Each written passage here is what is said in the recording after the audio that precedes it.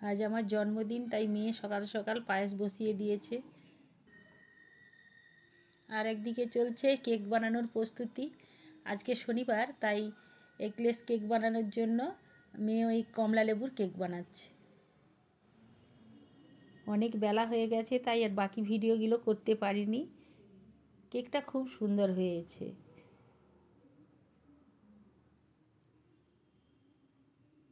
কেকটা খেয়ে দেখলাম, খেতে দারুণ লাগছে।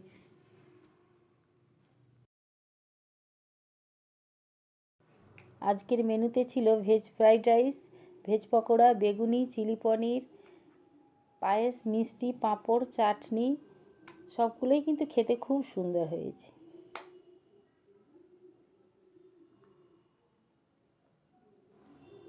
আজকের দিনটা আমার খুব ভালো কাটলো। সবাইকে ধন্যবাদ।